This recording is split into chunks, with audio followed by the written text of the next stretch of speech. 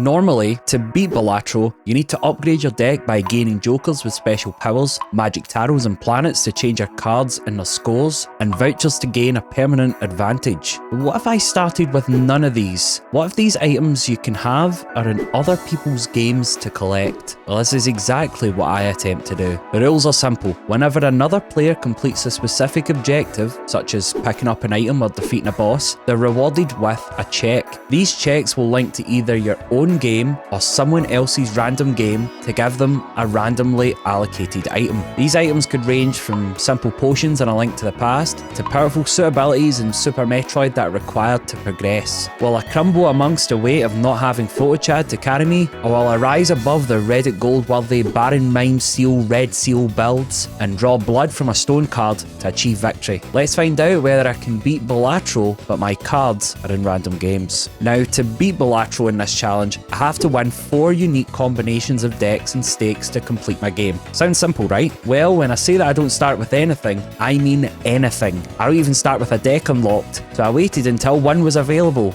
Guess which one came first? Oh, someone's got my black deck! Oh, what a fucking start! Oh my goodness. Kicking things off, we've got our first tarot card and planet card, the World and Saturn. These are good starting cards since trimming your deck down to one suit can be super beneficial for getting those tougher hands. And as a backup, I can begin upgrading Straits, one of the fastest scaling non-secret hands in the entire game, meaning strong points for those early antes. You might see at the bottom left, there's a voucher that you've not seen before, the check voucher. Now for checks in Balatro, since there's not exactly specific chests I need to raid or hidden areas I need to discover, they're slightly more creative. Throughout my runs, Archipelago themed vouchers as well as planet, tarot and spectral cards will all appear in the shops or in packs. If I buy these cards, it permanently gives whatever is stated on the tooltip to the correct player. Also, any unique combination of deck and stake will give an item every time I complete an ante that beats my previous best, up to a maximum of 8. So I soldiered on and came across a skip tag for a buffoon pack. Whilst I thought this would make for a good giggle, Guys, I could choose a free mega buffoon pack. Do you want to see what's inside? Oh my god, I can't wait. Heck yeah. Wow. Nothing. Oh, wow. Impressive. Which it did. My lagging brain didn't catch on to a strategy that would prove incredibly useful later on down the line: pack manipulation. You see, when I opened this pack, there was nothing inside, but that's because any cards you don't have in lock check won't show up in the corresponding packs. But once I unlock my first few jokers, the original joker and arrowhead, progressing through the game becomes much easier as the pool of items is small, meaning a high chance of gaining the specific items I want. Bringing attention specifically to the arrowhead, this joker is one of the main reasons why I was able to gain vast amounts of points early. By gaining 50 chips each time I scored a spade, it means that I was able to get a sizable amount of points in the early antes. Combine that with the World Tarot that I can change 3 selected cards' suits to spades, I have a strong base to build from to clear the early rounds. So after, unsurprisingly, losing my very first run in black deck, I decided that for now I would play a newly unlocked deck which would be crucial in the early stages of the run, the Zodiac deck. Getting Zodiac is super valuable as you begin with Tarot Merchant, Planet Merchant and Overstock. This meant that my chances of gaining checks in the shop to purchase was much higher, speeding up progress. However, after failing a few runs to get past the first couple of blinds, I decided to change course after unlocking the Anaglyph deck and just go as far as I could in one run to get some extra checks cleared. This would also prove useful later on due to gaining a double tag after every skip, meaning that I could potentially go for powerful skips such as the Tarot packs and Celestial packs, as well as the orbital tags. These tags are especially handy due to being able to upgrade hands even if the planet cards associated with them are not unlocked, such as Jupiter's for flushies. Despite the fact that my run was abysmally short, it did give me the idea that this deck has potential later on once I have enough items to bolster my chances. After this run, I decided to call it quits for now until other players got some checks in their games. I get on 12 hours later just to find out what new items I've been given through checks, and I discover 2 new decks. One is Yellow deck, nice for starting with extra money, but doesn't seem so useful in a randomizer. I did a run and ended up immediately dying to the boss blind. I'm holding out hope.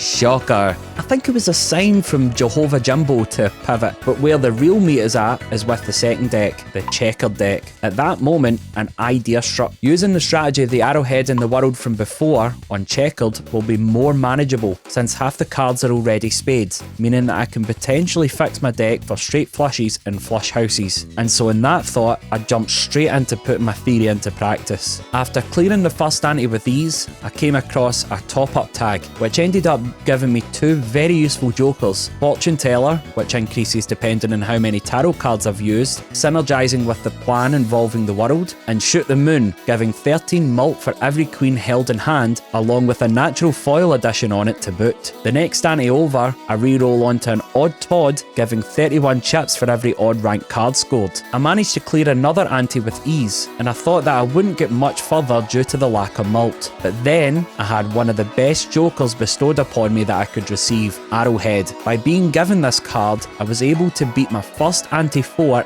in this entire challenge. However, it doesn't end there, as due to getting lucky with an aura by getting a polychrome king and playing straight flushes, I managed to get to ante 6 before losing. A terrific run that really sped up the momentum of the group. However, my luck runs out in the very next attempt when I spot 5 economy tags up for grabs by skipping to the boss blind, assisting with getting rerolls for checks. Unfortunately, I became greedy, and after playing all of my hands, I barely lost to the boss blind. Oh, and we missed it!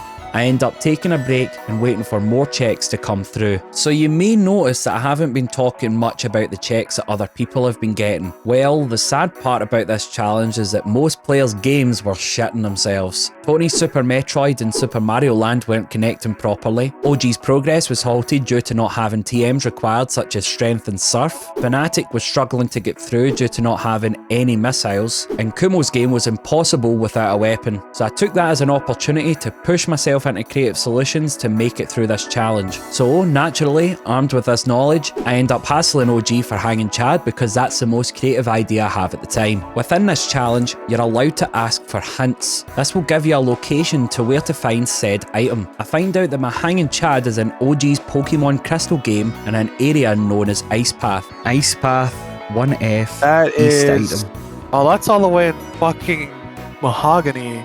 I need Surf for that, so... Oh, Jesus. Okay. So I get in his case, telling him that if he goes there, he'll get the best dome he's ever had in his entire life. Only problem to this is that in order to get the specific location in Ice Path, he needs to get Surf. Guess who has it? Yes, it's your one and only that's managed to have it stuck in their game, and what's more, it's found in ante 6 of Yellow deck. So, out of desperation, I load it up and attempt to brute force it. One joker I see early on is Runner. Whilst appearing to be quite a simple joker in the outside, it's pretty potent at getting up the antes as they grow. Every time you play a hand that contains a straight, it permanently upgrades the amount of chips it gives you when triggered. Scale and jokers are crucial to winning this challenge. Combine that with the Saturn Planet cards to scale up the base straight hand values of both chips and especially mult, it's a no-brainer. So I jump all into this strategy and begin to climb the antes. Along the way, I hoover up other jokers to boost my score further, managing to get a normal joker, a blue joker with polychrome on it, and our good old friend Arrowhead as the cherry on top. And through what can be described as nothing but a miracle, another ante. Oh yes, I can surf! I can surf! Are you fucking kidding me? Alright, well you really want me to get that fucking hanging Chad. Alright, man.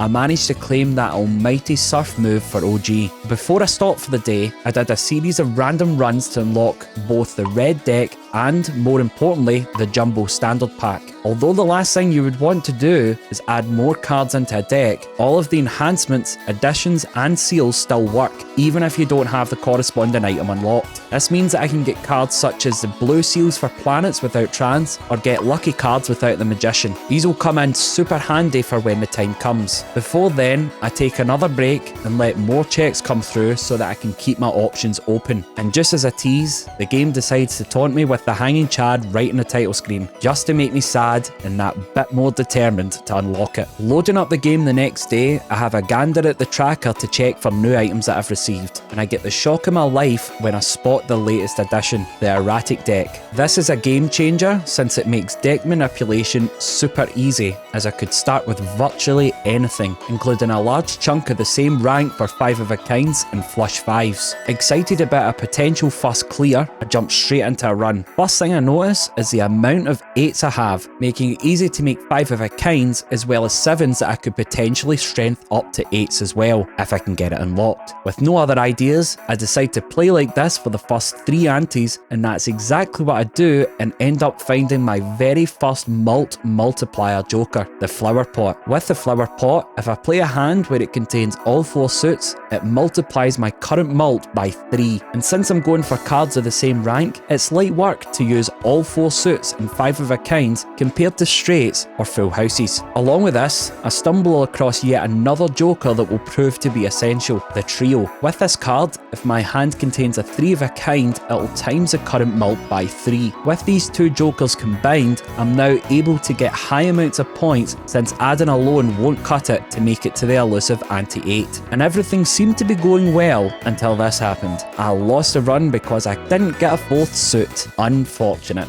From then on, I seemed to be on a losing streak, gaining checks along the way, including for celestial packs, meaning that I can purchase them to obtain checks solely found in those packs, as well as upgrades for hands instead of relying on solely reroll luck to get planets. I start to go for said checks within them and find one particularly interesting unlock, my abandoned deck. Immediately, I get struck with an idea. Since the abandoned deck starts with only 40 cards, it means that I can have 12 less cards from the get-go, making deck manipulation much easier, but more importantly, allowing 3 of a kind opportunities to appear more often. After a false start and getting an important progression item for Tony, the Various suit.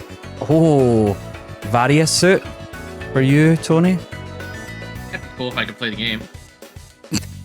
I mentally prepare myself for what I suspect might be my very first win. Starting off, I clear the first ante with ease, including getting a powerful black hole, which upgrades all of my hands by 1, even if I don't have the planets unlocked. I then pick up a 10 of diamonds with a blue seal, leading me to getting planets after each round. Along the way, I claim a top-up tag, giving me 2 multiplier jokers, then unlock the spectral unlocks, meaning I can get checks from spectral packs now. Further on, I pick up a trio as well as a showman that I find out I unlocked by accident. Then from this point on, I start going for 3 of a kinds, since that's the only planet I have unlocked that's compatible with my game plan. I skip the blind to pick up an odd Todd for chips, then I reached ante 4 and unlocked the chariot for times 1.5 mult when the applied card is held in hand. In the next shop, from a celestial pack, I unlock the Joker stencil, which is a great joker, especially for the lack of times jokers I have on offer in my arsenal currently. Through playing carefully and with a bonus discard and hand size, I'm able to upgrade my 3 of a kind significantly with the blue seals and the celestial packs. Then I spot the final blind, the violet vessel. At first, I'm kinda nervous, but with some expert discards and the chariot coming in clutch with mult, I end up beating my first deck. It was then I decided to make things slightly more difficult and beat 3 other unique decks instead of going for the boring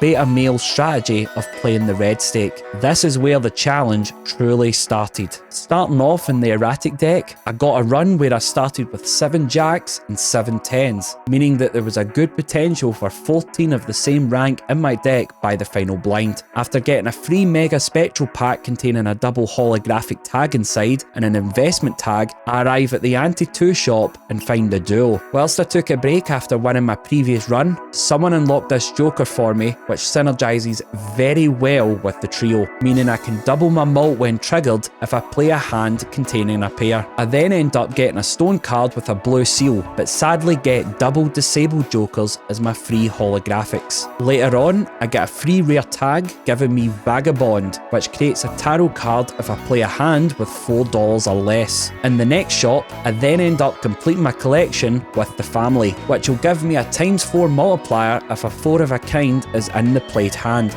similar to the duo and the trio. You see where this is going. Despite having struggled in the first one I had with the abandoned deck, I end up flying through the blinds with ease and winning through sheer brute force with the Hierophant and the Empress, making that my second win. On my very next run, I decide to divert back to the checkered deck due to all of the extra items I have now at my disposal. After getting a very early bunk joker, I decide to upgrade all of my flushies with the hopes of turning them all into spades with the world, so that I can still play flushies along with having a duo and a trio effect applied on top of the base multiplier. And throughout the run, due to the limited amount of available jokers, I was able to narrow down my chances and get the duo, the trio, and even the family to all come together for this magnificent moment in time. Despite having a last minute scare due to gaining less points than I thought, I clutched through to the end with my third win. And immediately after that run, I start a red deck run just for giggles. You see the pattern emerging here, right? After a few blinds, I end up getting a riff raff to bulk up my joker slots. Even if they are only commons, I need all the help I can get. After beating the first boss blind, I buy a celestial pack containing a free buffoon pack, which gives me two very important jokers, the duo and vampire, which take enhancements off of cards in exchange for a permanent multiplier increase. Scaling jokers have been key to every good run so far, and I'm not prepared to change that strategy. When the very next blind comes up, also get the elusive DNA. This joker allows you to duplicate a single card and add it directly to hand if it's the first hand of the round. Combining this with vampire, it's possible to copy an enhanced card and then immediately take it off, keeping the effect on the newly created card duplicate. By creating multiple King of Diamonds, I've more opportunities to make a flush 5 and more money from reserve parking. Not long after that, I grab a cheeky vagabond to help the vampire suck the card enhancement blood to grow stronger. During the anti-5 small blind, I unlock a very powerful tarot, the Hanged Man. This will permanently remove 2 cards of my choosing from my deck, meaning that I can get to the cards I care about quicker. Shame that me getting the Hanged Man wasn't quicker as well, but we should be so lucky. Ante by ante, I repeat the same strategy. Get more Diamond Kings, get more vampire scaling, get more 3 of a kind upgrades. And just when I think it couldn't get better, I'm offered the family. How wholesome that we could bring the family to see the final blind together. At the same time, I also get a juggle tag from someone's check, meaning that I can hold an extra 3 cards, making 3 of a kinds pretty much trivial to pull from the deck. After playing a series of hands, including a flush 5, I end up beating my 4th and final deck, marking the end of the challenge. And since I've been successful, I can then release the rest of my checks onto everyone to complete their games as well. Balatro randomizer was such an enjoyable and unique spin on the typical playstyle. It challenges you to think in creative ways and get wins in styles that wouldn't otherwise be thought of without limitations in place. And despite playing black deck without anything unlocked at the beginning was arduously painful, I believe this is definitely something that every Balatro connoisseur should try out. If you want to see more of this, please let me know in the comments. Thanks for watching.